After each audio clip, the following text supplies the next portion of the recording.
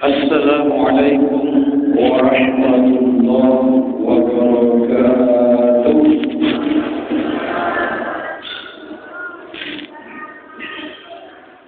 Alhamdulillah, hamdan katsiran thayyiban mubarakan fihi. Asbahna wa amsayna subhanallah walhamdulillah. La syarika lahu wa la ilaha illa hu wa ilayhi nusyur.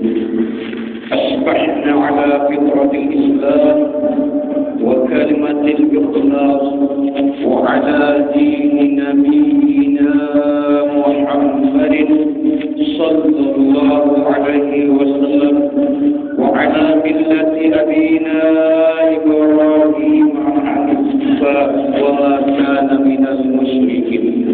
Rabbina billahi rabba wa bil islami dina wa bi Muhammadin sallallahu alaihi wasallam nabiyyan wa rasulah. Alhamdulillah, jamaah salat maghrib dan isya Masjid Salsabila yang dimuliakan Allah Subhanahu wa taala. Amin ya rabbal alamin. Yang dirahmati oleh Allah Subhanahu wa taala, yang akan diberikan kemenangan oleh Allah Subhanahu wa taala, yang akan diampuni dosa-dosanya oleh Allah Subhanahu wa taala. Amin ya rabbal alamin. Yang kami hormati segenap para pengurus masjid dan jemaah Masjid Salsabila yang dirahmati Allah Subhanahu wa taala. Bersyukur kita kepadanya pada malam yang ke-28 bulan Rajab ini, kita hadir di tempat ini dalam majelis Allah Subhanahu wa taala, perkumpulan orang-orang yang soleh-solehah. Amin ya rabbal alamin. Salam dan salawat semoga tercurah kepada junjungan kita Nabiullah Muhammad sallallahu alaihi wasallam. Mudah-mudahan kita tetap menjadi pengikutnya yang setia, istiqomah menjalankan ketaatan, perintah-perintah Allah Subhanahu wa taala dan menjauhi larangan-larangan. Mudah-mudahan nanti ketika kita diwafatkan oleh Allah Subhanahu wa taala dalam keadaan husnul khatimah, dan mudah-mudahan nanti ketika kita dibangkitkan oleh Allah Subhanahu wa taala, kita tergolong di antara 7 golongan yang mendapatkan naungan dari Allah Subhanahu wa taala, di mana tidak ada naungan pertolongan selain Allah. Syafaat Rasulullah belum berlaku. Pertolongan Allah Subhanahu wa taala, naungan Allah Subhanahu wa taala kepada 7 golongan. Satu di antaranya adalah mereka yang senantiasa menghadiri, datang ke rumah Allah, melaksanakan ibadah kepada Allah Subhanahu wa taala. Dan mudah-mudahan setelah itu, ketika kita dihisab oleh Allah Subhanahu wa taala, kita tergolong yang akan mendapatkan syafaat Rasulullah Muhammad sallallahu alaihi wasallam. Karena pertolongan Allah dulu baru syafaat. syafaat itu setelah kita mau dibawa ke surga. Kalau dibangkitkan kita, dihimpun kita, syafaat Rasulullah berlaku. Karena Rasulullah juga dihimpun bersama kita. Oleh karena itu mudah-mudahan berhimpunnya kita menuju rumah Allah di tempat ini karena mengharap ridho Allah Subhanahu wa taala. Ibu-ibu, apa kabar ibu-ibu? Mudah-mudahan Allah senantiasa memelihara. Mudah-mudahan Allah senantiasa memberikan kehidupan yang lebih baik. Mudah-mudahan Allah senantiasa memberikan imam yang soleh, yang bisa menuntun menuju Allah Subhanahu wa taala. Mudah-mudahan bapak-bapaknya, suami-suaminya tetap setia hingga maut datang dijemput. Amin ya rabbal alamin. Jemaah yang dimuliakan Allah Subhanahu wa taala, saya mohon izin bukan menasihati. Saya hanya ingin sedikit berbagi, sama-sama kita saling melengkapi dalam rangka ketaatan kepada Allah, dalam rangka mengenali bermakrifat kepada Allah. Kalau kita tidak mengenali Allah Subhanahu wa taala, tentu susah kita berjalan kepada Allah. Maka salah satu cara yang utama kita untuk mengenali Allah Subhanahu wa taala adalah membuka Al-Qur'an, membaca Al-Qur'an, mengkaji Al-Qur'an, kemudian kita amalkan Al-Qur'an. Kalau kita tidak membaca Al-Quran, tidak mengkaji Al-Quran, tidak bertanya kepada yang faham Al-Quran, kita bisa tersesat. Karena Al-Quran adalah pedoman. Al-Quran adalah kalamullah. Al-Quran adalah petunjuk dari Allah. Wa may yasillah wa rasulah faqad dhalla dhalalan mubina. Barang siapa yang durhaka, tidak menjadikan Al-Quran sebagai pedoman, tidak menjadikan Al-Quran sebagai aturan, durhaka kepada Allah, durhaka kepada Rasul, faqad dhalla dhalalan mubina. Maka sungguh dia telah sesat dengan kesesatan nyata. Wa may yatasim billah faqad hudiya ila siratim mustaqim. Tetapi barang siapa yang berpegang teguh kepada Al-Quran, kepada Allah Subhanahu wa taala, kepada Al-Quran, kepada Rasulullah Muhammad sallallahu alaihi wasallam, faqad hudiya, maka sungguh dia telah ditunjuki ila siratim mustaqim, kepada jalan yang lurus. Kita menginginkan kita semua tetap berada pada jalan yang lurus. Amin ya rabbal alamin. Jemaah yang dimuliakan Allah Subhanahu wa taala, waktu kita sampai sebelum solat Isya. Jadi kita padatkan. Dari kemarin ceramah hampir 2 jam, Pak. Tapi orang-orang juga dah pulang. Masih mau nambah katanya. Ya. Saya mau izin kaki saya sepanjang sebelah, Pak. Ya. Insya Allah kalau berdiri saya bisa tahan sampai subuh, Pak. Tapi kalau disuruh nunggu saya di luar, mungkin 10 menit saya keringatan, Pak. Sakit. Tapi kalau dakwah, insya Allah berapa jam, Bu? Insya Allah Allah berikan pertolongan. Ya.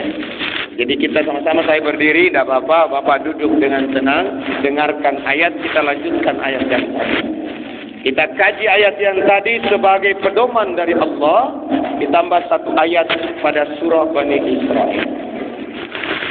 Jamaah subuh yang dimuliakan, jamaah maghrib wal isya yang dimuliakan Allah Subhanahu wa taala. Berbicara tentang Isra wal Mi'raj, dari dulu kita sudah tahu. Sejak SD kita sudah diberikan penjelasan oleh guru kita terkait dengan Isra wal Mi'raj. Dari dulu kita sudah membaca ayat ini. surah Bani Israel. Tetapi pertanyaannya, apakah surah ini telah masuk pada diri kita? Apakah kita sudah paham sepaham-pahamnya? Tentu paham dengan sesungguh-sungguhnya tidak akan kita sampai. Tetapi paling tidak mendekati. Ketika Allah Subhanahu wa taala berfirman dalam Al-Qur'an surah Bani Israel, surah Al-Isra, Bani Israel karena di dalamnya kisah tentang Bani Israel. Pada ayat kedua dan seterusnya berbicara tentang Nabi Musa alaihissalam kepada kaum Bani Israel. Dikatakan sebagai surah Al-Isra karena di dalamnya ada kata Isra, Asra, perjalanan, meskipun cuma satu ayat. A'udzu billahi minasy syaithanir rajim. Bismillahirrahmanirrahim. Subhanalladzi asra bi'abdihi. Subhanalladzi asra bi'abdihi laylan minal masjidil haram ilal masjidil aqsa alladzi barakna hawlahu linuriyahu min ayatina innahu huwas samiul basir. Dari kata subhanallazi, maka penekanan ayat ini bukan pada as-sara. Penekanannya pada kata subhanallazi, maha suci yang memperjalankan. Allah, bukan manusia, bukan pada abdihi, bukan pada abdihi, tetapi pada subhanallazi, maha suci yang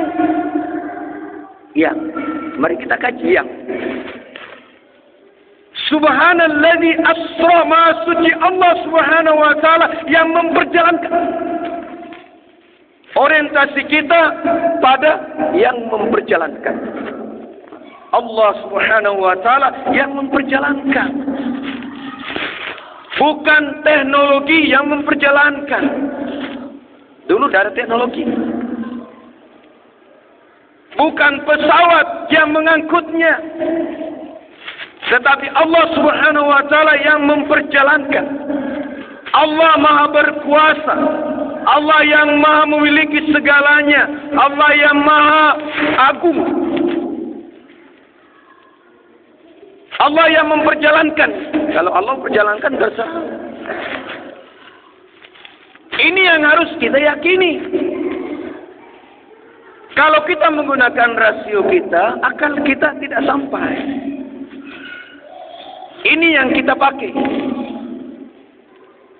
Allah subhanahu wa ta'ala menginginkan kita agar yakin seyakin-yakinnya, maka Allah persilakan kita mempergunakan mata, mempergunakan pendengaran, mempergunakan akal untuk berfikir. Afala yatafakkarun, afala yasma'un, afala yubsirun. Tidakkah kamu memikirkan? Tidakkah kamu mendengarkan? Tidakkah kamu melihat?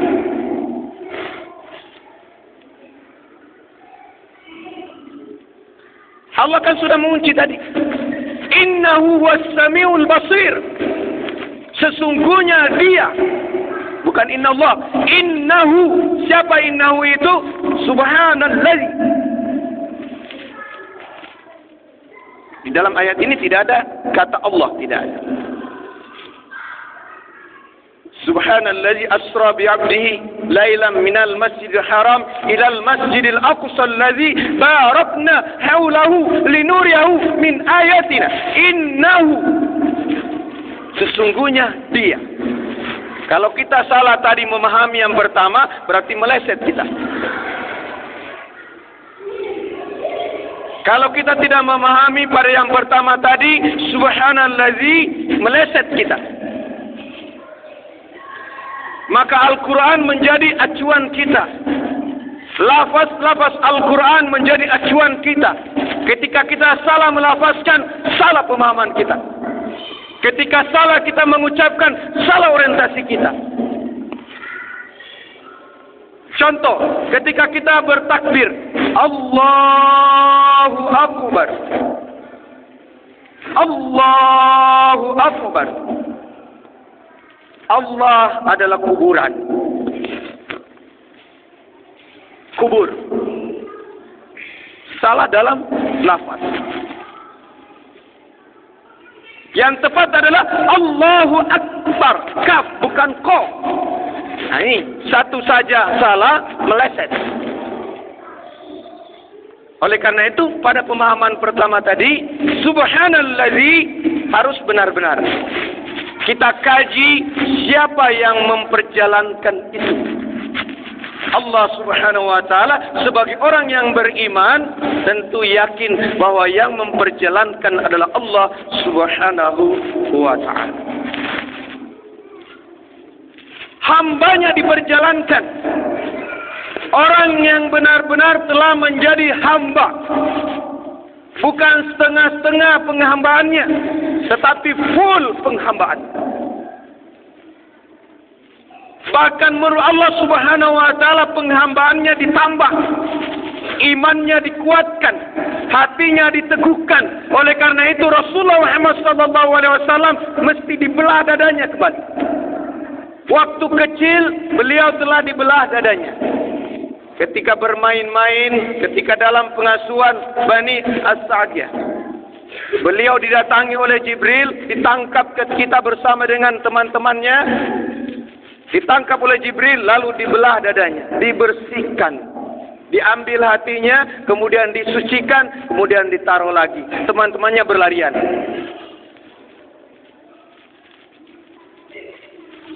Saat-saat, sebagaimana dalam hadis Sahih Bukhari Muslim dari Abu Dzar radhiyallahu an, juga dari Malik bin Sa'sar radhiyallahu an dalam kitab Lu'lu' al-Marjan, di situ diceritakan tentang proses. Dalam versi ada perbedaan sedikit. Yang pertama, Rasulullah sallallahu alaihi wasallam menyampaikan, tiba-tiba terbuka atap rumah, lalu didatangi oleh Jibril, dibelah dada beliau. Mulai dari tenggorokan sampai dengan perut dibelah oleh Jibril. Dikeluarkan hatinya, dibersihkan dengan air zam-zam dari wadah emas. Disucikan, bukan berarti kotor, ditambah kesuciannya. Diteguhkan, diberikan hikmah, lalu dikembalikan pada posisi.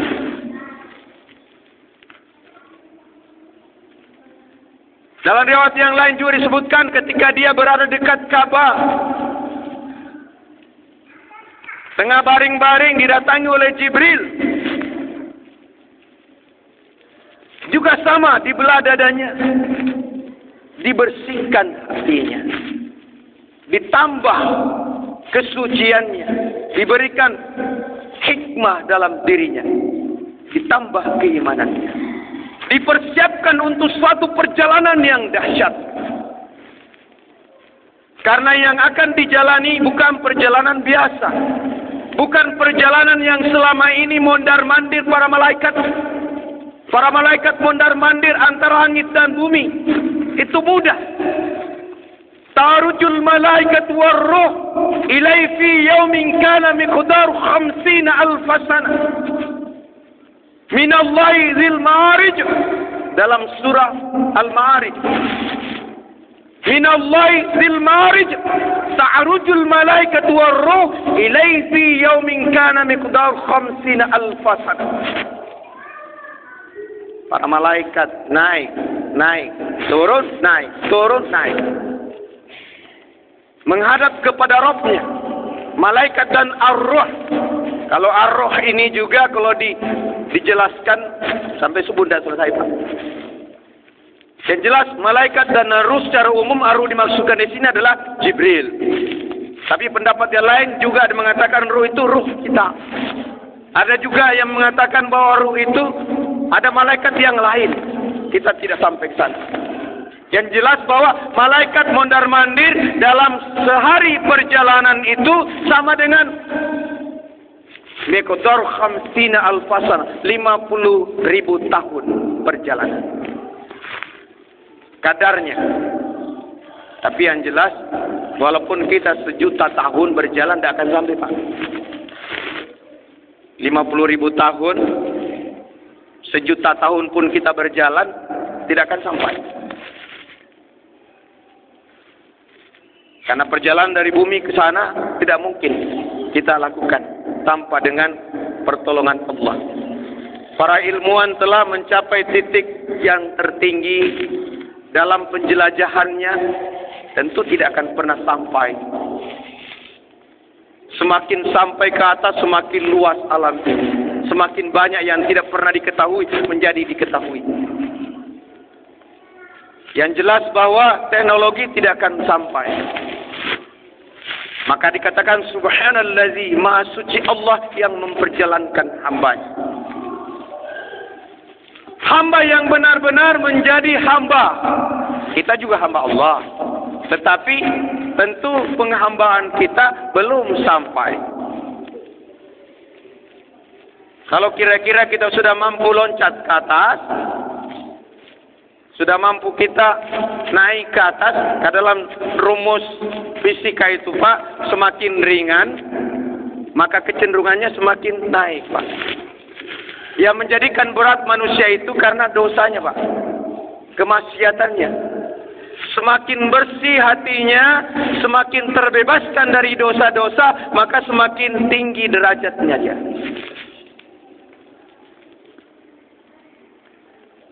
Balon yang kita isi dengan gas tertentu, misalnya helium. Helium itu lebih ringan daripada hidrogen. Tentu dia akan mencapai tempat lebih tinggi. Meskipun dipegang, tetap dia mau naik.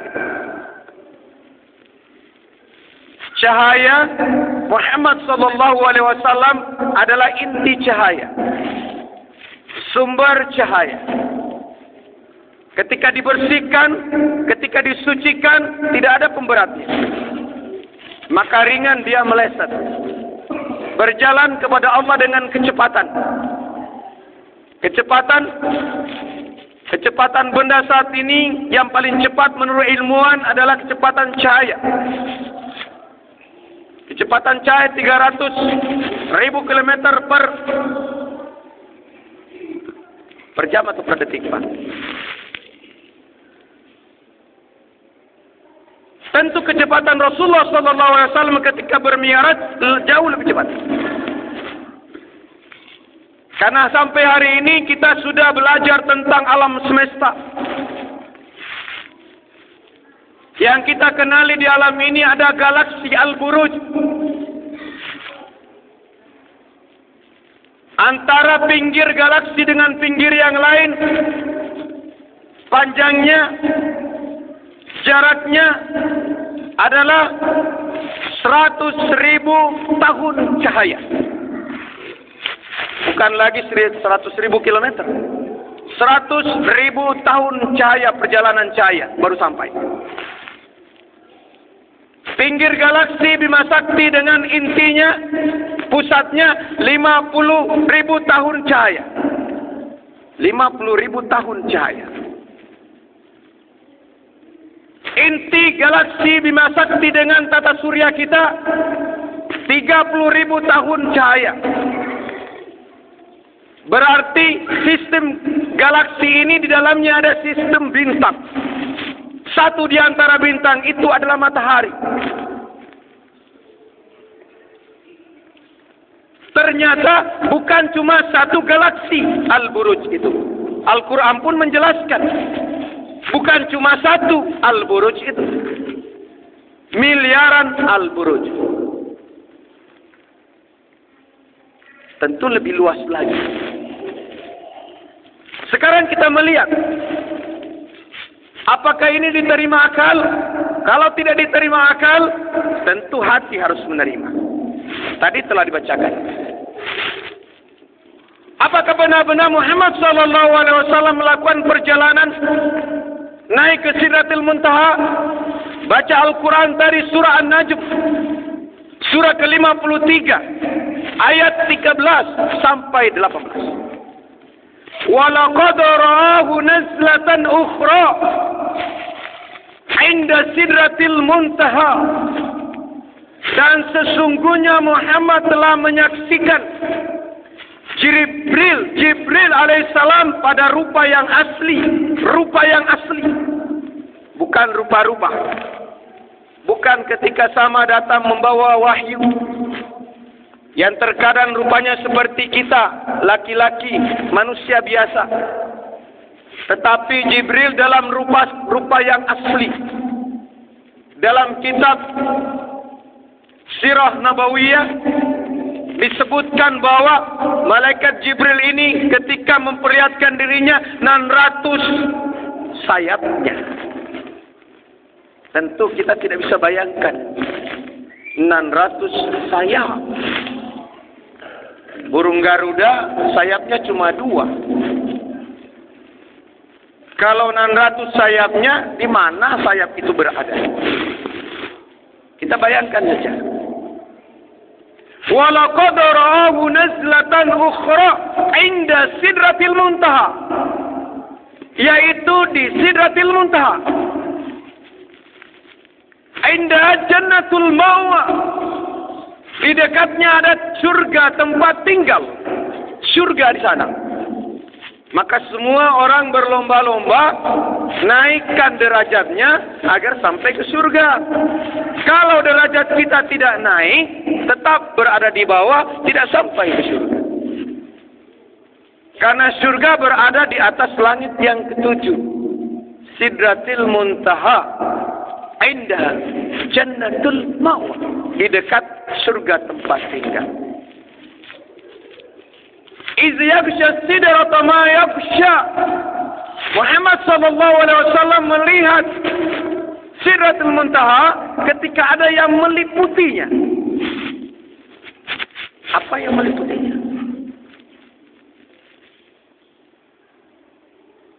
Di dalam Sirah Nabawiyah juga dijelaskan, yang meliputinya adalah kumpulan cahaya-cahaya yang sangat indah. Karena bumi kita tadi, planet-planet yang telah ditinggalkan tadi, bintang-bintang yang telah ditinggalkan tadi, semakin menjauh menjadi kumpulan-kumpulan cahaya.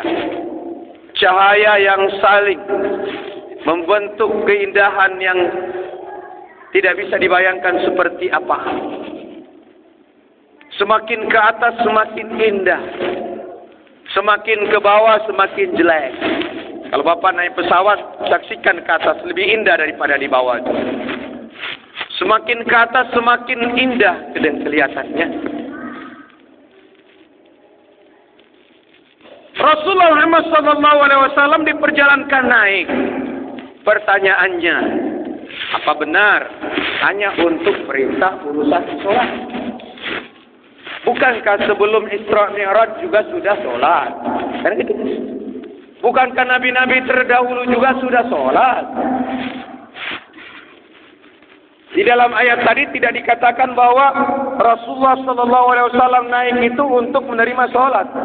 Tidak. Ada tujuan. Tentu Allah Subhanahu Wa Taala lebih mengetahui.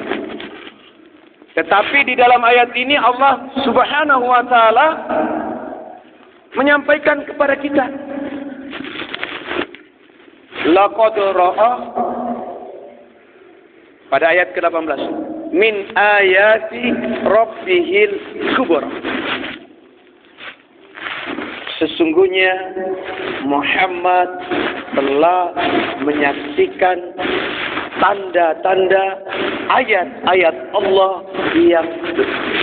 Bukan Allah yang besar, tanda-tanda ayat-ayat Allah yang besar.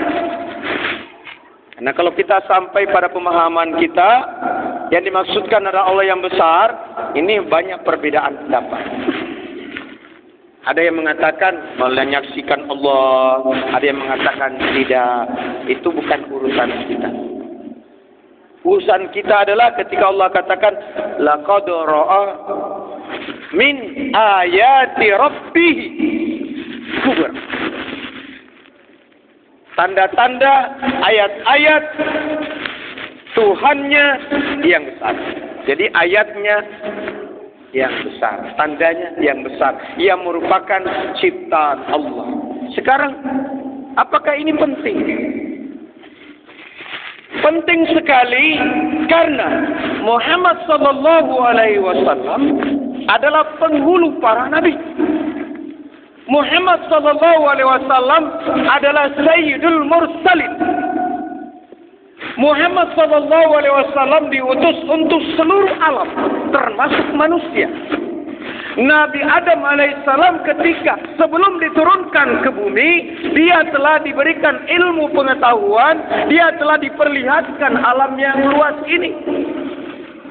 Lalu bagaimana mungkin Rasulullah, Nabi yang dimuliakan Allah, menjadi rahmatan lil alamin, tetapi dia tidak sempat menyaksikan alam yang besar itu. Allah ingin menunjukkan kepada nabinya bahwa sesungguhnya alam yang luas yang Allah ciptakan, yang selama ini Nabi Muhammad SAW hanya berada di bumi, titik. Hanya debu dibandingkan dengan alam yang luas.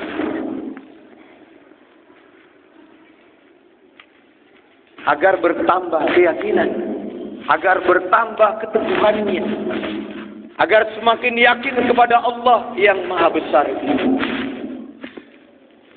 Allah perjalankan dengan kecepatan. Tentu kita tidak bisa memperhitungkan secara pasti.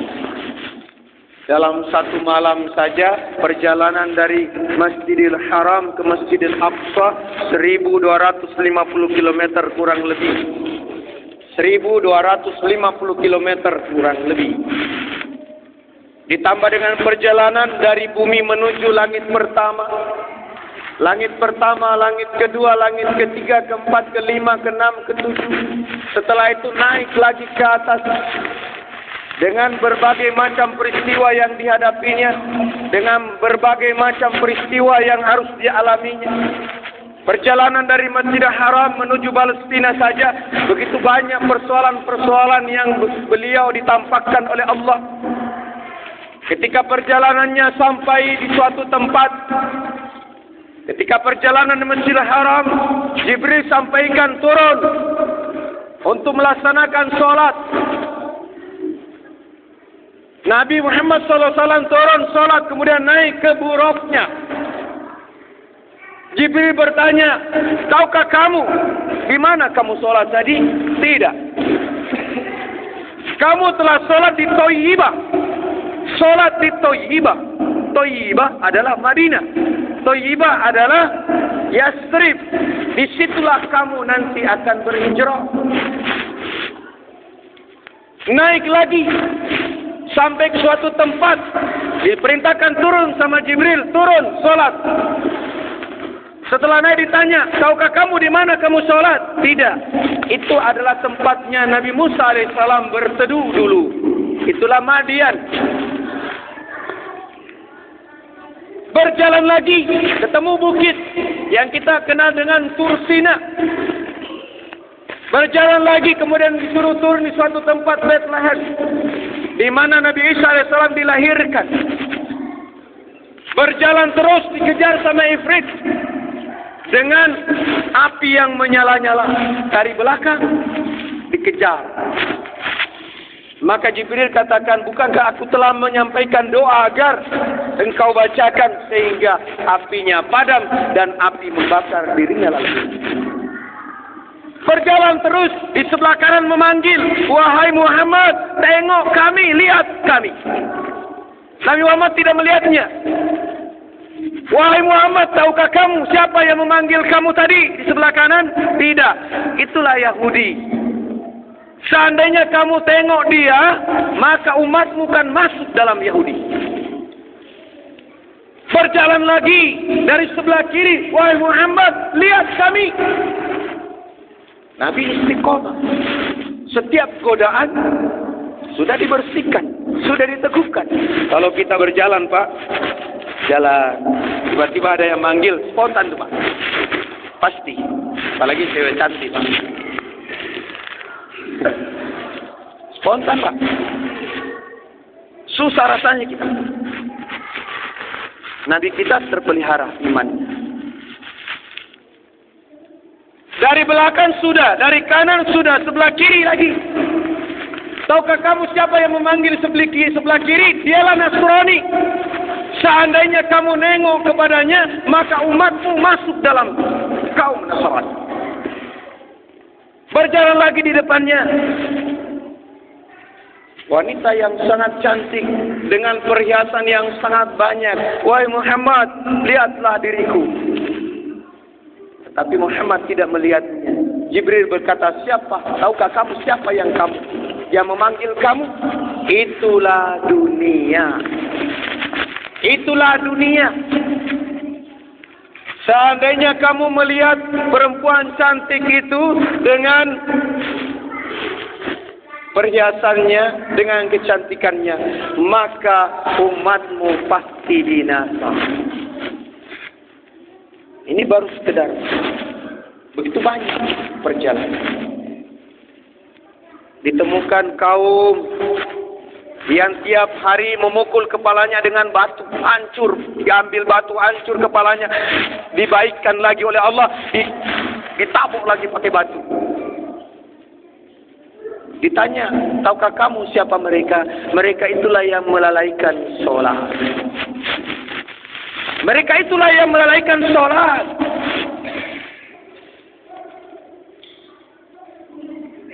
Kemudian masuk ke Baitul Maqdis. Mereka mau sholat berdua, Jibril dengan yang lain, sholat sunnah. Dalam keadaan sholat sunnah, maka seluruh masjid yang tadi kosong terhimpun manusia entah dari mana. Ternyata Allah turunkan para nabi dan rasul membentuk saf-saf yang indah, tapi tidak ada yang maju, Pak, ke depan. Menunggu seseorang yang maju menjadi imam. Maka Jibril membimbing Rasulullah Muhammad sallallahu alaihi wasallam. Maka pantaslah kita katakan Sayyidul Mursalin. Dia adalah penghulunya para rasul. Dia adalah Al-Khataman Nabiyyin. Dia adalah penutup para nabi. Tetapi dia adalah Sayyidul Mursalin. Dia adalah penghulunya para rasul. Ceritanya baru situ, Pak. Belum sampai ke atas. Waktu udah habis. Tidak masalah. Intinya adalah pada ayat yang tadi, laqad ra'a min ayati rabbihil kubur. Allah telah memperlihatkan kepada Rasulullah tanda-tanda kebesarannya yang ada di alam. Kita umat Muhammad mau, silakan. Inna fi khalqis samawati wal ard wa ikhtilafil laili wan nahar la ayatin li ulil albab. Silakan. Dunia maya telah dibuka Allah. Dunia nyata sudah kita kuasai. Dunia maya sudah dibuka. Buka juga, tidak jadi masalah. Ilmu pengetahuan berkembang dengan cepat, teknologi berkembang dengan cepat karena izin Allah. Karena Allah izinkan. Allah kan mengizinkan bukan hanya yang baik, yang buruk pun Allah izinkan. Doa yang beriman diterima, doa yang tidak beriman juga diterima. Iblis berdoa walaupun tidak beriman diterima, dijabah doanya. Orang beriman berdoa diijabah. Orang yang tidak beriman berdoa juga diijabah. Sama-sama. Bapak mau mencari ilmu putih, dapat. Mau dapat ilmu hitam, dapat. Kalau ilmu putih mungkin Al-Quran. Para malaikat jadi penolongnya. Kalau ilmu hitam mungkin jimat atau hantu atau dan lain-lain yang akan menjadi penolongnya. Allah beri kelonggaran, pilih. Oleh karena itu, mari peringatan Isra Mi'raj ini untuk menambah iman kita kepada Allah, untuk lebih meyakini tentang ayat-ayat Allah, agar ayat-ayat itu kita jadikan sebagai pedoman. Ketika Allah sudah memberikan kita, perintahkan menetapkan solat. Jadi sebenarnya solat yang diberikan kepada Muhammad dan kita hanya penetapan waktu. Menetapkan yang awalnya diperintah 50 menjadi 5. Tetapi man jaa bil hasanati falahu asyru amsalha. Allah katakan, aku telah menetapkan ketetapanku. Barang siapa yang melaksanakan 5 kali salat fardu, maka sama dengan 50. 1 menjadi 10. Sama saja kan? Allah tidak melihat jumlah, tetapi melihat kepada kualitas. Allah tidak melihat jumlah, tapi melihat pada kualitas.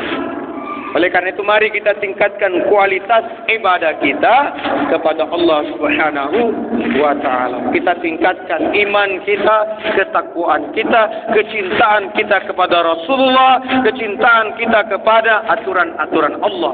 Mari kita jadikan pedoman, mari kita jadikan sebagai pegangan. Mudah-mudahan benar-benar menjadikan kita berada pada jalan yang lurus. Amin ya rabbal alamin. Saya kira demikian sekedar ringkasan dari perjalanan yang maha agung ini. Yang intinya adalah kita sudah sholat, mari kita tingkatkan kualitas sholat kita. Kalau Allah memerintahkan sholat fardu, mewajibkan kepada kita, Nabi juga sama perintahkan kepada kita, kaum laki-laki di masjid, mari kita laksanakan di masjid, jangan lagi di rumah. Kalau di rumah 1 derajat, kalau dapat. Kalau tidak dapat, 0. Kalau di masjid, insya Allah pasti dapat. Karena kita berjamaah. Kalau di rumah, belum tentu dapat. 1 dengan 27 tidak sama, Pak. 1 hari 1 malam kita sholat tidak sama. Orang yang di rumah 5 kali, baru 5 kalau dapat. Yang di masjid 27 kali 5 sudah berapa? 135. Sudah berbeda 1 hari itu. Seminggu, sebulan, setahun beda. Derajat yang di sini dengan di sini tidak sama, Pak. Derajat yang di sini tentu lebih cepat sampai ke surga daripada yang di bawah. Perjalanan menuju Allah sangat panjang. Oleh karena itu mari kita berlomba-lomba. Fastabiqul khairat. Mudah-mudahan Allah Subhanahu wa taala tetap istiqomahkan kita dalam beribadah kepadanya. Mari tetap kita jadikan Rasulullah sebagai panutan kita. Mari kita jadikan Al-Qur'an sebagai pedoman kita. Demikian, terima kasih atas perhatiannya. Kepada Allah Subhanahu wa taala mohon pengampunan. Billahi taufiq wal hidayah. Wassalamualaikum warahmatullahi wabarakatuh.